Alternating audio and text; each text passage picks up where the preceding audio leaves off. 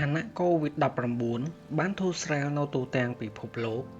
តម្រូវការប្រេងចាប់ផ្ដើមមានសន្ទុះងើបឡើងវិញដែលធ្វើឲ្យតម្លៃនៃប្រេងក៏ខ្ពស់ដូចគ្នានៅពេលដែលសង្គ្រាមរវាងរុស្ស៊ីនិងអ៊ុយក្រែនឆាបឆេះពេញលេញនៅថ្ងៃទី24 កុម្ភៈ ឆ្នាំ 2022 ធ្វើឲ្យតម្លៃប្រេងលើពិភពលោក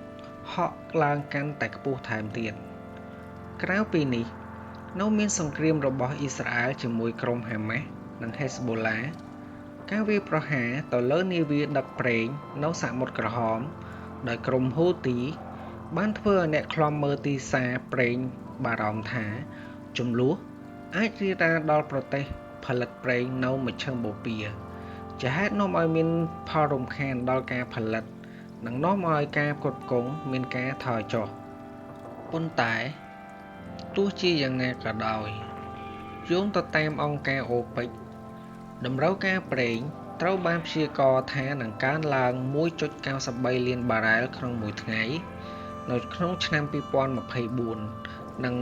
1.64 លានបារ៉ែលក្នុងមួយថ្ងៃក្នុងឆ្នាំ 2025 នៅក្នុងវីដេអូនេះនឹងនាំលោកអ្នកមកស្គាល់នៅប្រទេសទាំង 5 ដែលផលិតប្រេងបានច្រើនជាងគេក្នុងមួយថ្ងៃទី1សហរដ្ឋអាមេរិកសហរដ្ឋអាមេរិកគឺឈរនៅលំដាប់ទី1ជាប្រទេសដែលផលិតប្រេងដ៏ធំបំផុតមួយនៅលើពិភពលោកជាមួយនឹងទិន្នផលចំនួន 21.91 លានបារ៉ែលក្នុងមួយថ្ងៃ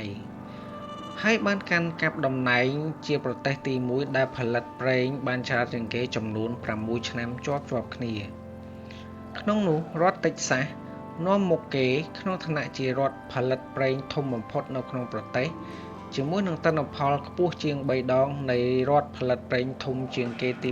2គឺមេស៊ីកូប៉ុន្តែក្រៅពីជាប្រទេសដែលផលិតប្រេងធំជាងគេក្នុងពិភពលោកសហរដ្ឋអាមេរិកក៏ជាអ្នកប្រើប្រាស់ប្រេងដ៏ធំជាងគេក្នុងពិភពលោកផងដែរ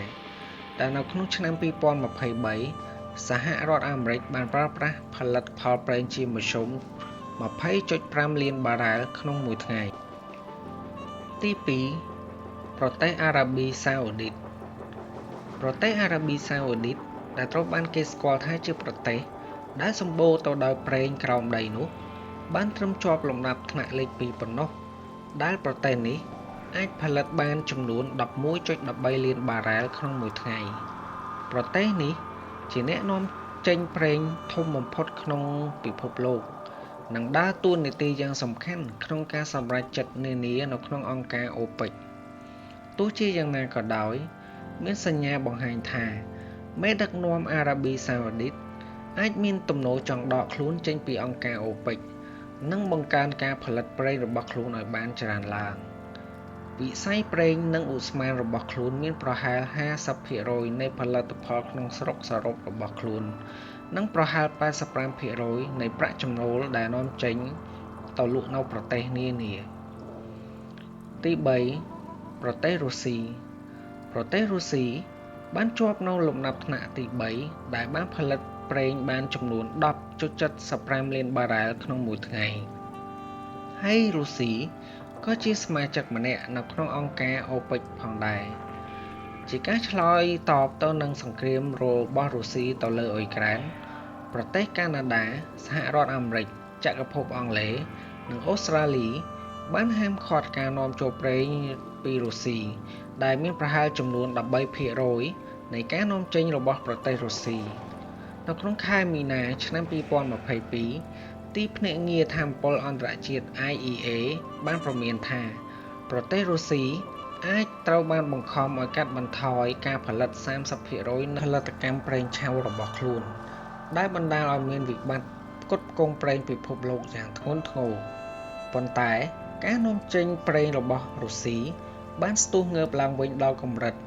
នៅក្នុងសង្គ្រាមទៅលើអ៊ុយក្រែននៅដើមខែមេសាឆ្នាំ 2023 ដោយការបញ្ជាទិញពីប្រទេសធំៗពីរគឺប្រទេសចិននិងឥណ្ឌាក្នុងពេលដែលពិភពលោកកំពុងដាក់ទណ្ឌកម្មទៅលើប្រទេសមួយនេះលំដាប់ទី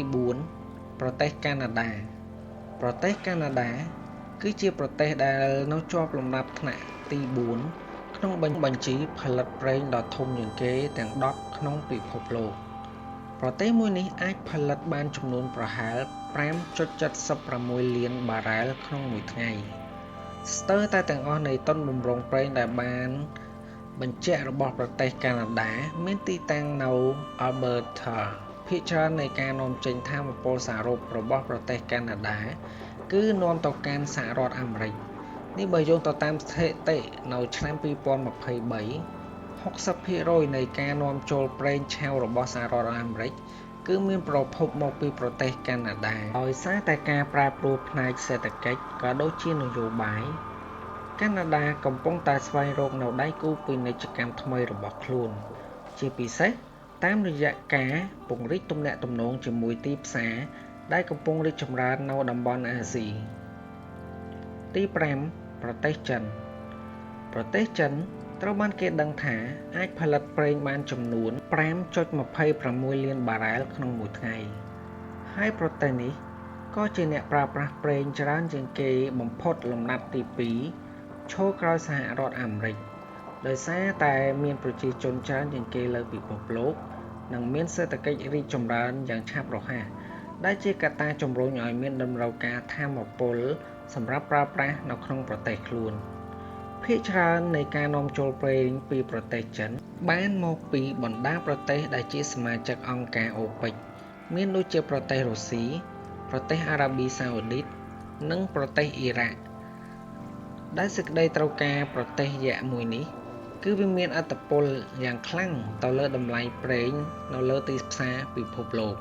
សូមបញ្ជាក់ថាចំនួននៃការផលិតប្រេងនៃប្រទេសទាំង10រួមបញ្ចូលគ្នាមានចំនួន 74.59 លានបារ៉ែលនៃទិន្នផលសរុបនៅលើពិភពលោកដែលមានចំនួន 101.81 លានបារ៉ែលយោងទៅតាមស្ថិតិនៅក្នុងឆ្នាំ2023ដែលលេខរៀងទី6គឺបានទៅលើប្រទេសអ៊ីរ៉ាក់លេខរៀងទី7គឺប្រទេសប្រេស៊ីលលេខរៀងទី8គឺប្រទេសអាមេរិកអារ៉ាប់រួមលេខរៀងទី9ប្រទេសអ៊ីរ៉ង់លេខរៀងទី10ប្រទេសគុយវ៉ែតសូមអរគុណសម្រាប់ការទស្សនាវីដេអូរបស់លោកអ្នក